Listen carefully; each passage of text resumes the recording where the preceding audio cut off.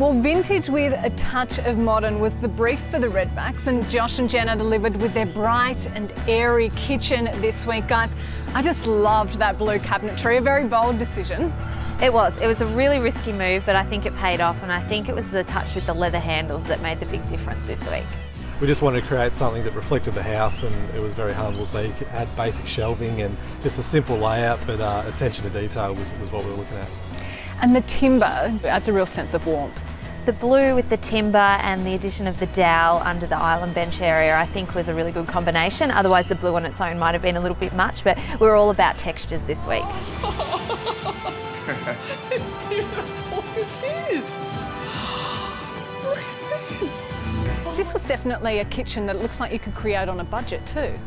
It's a very simple kitchen, so we just had a U shape and we didn't have any overheads, which cut the cost down for us, and we had some basic shelving made up, and we had some flat finish doors rather than panelling, because that's always a bit dearer as well. So obviously with time restraints and the brief, we really wanted to make the kitchen look exactly how it was. And the Caesar stone bench tops in the grey, I guess they add an element of sophistication when you're creating a vintagey look. Yeah, well, we had the flat finish cupboards and the white covers on the fridge, so we wanted to bring a bit of texture in too. So we had like a white with a little bit of grey marbling through, and I think that added just a touch of class to jazz up the kitchen a bit more. And what was it like to work with Freedom? Because they come in and they consult and help you with the design process. Freedom are fantastic. We have to make a decision on the kitchens within the first hour, so it really is important to have somebody that really knows what they're talking about. So Freedom were great with us, and we ended up being able to customise it a little bit to suit what we thought was the client's brief, so it was a really great result in the end.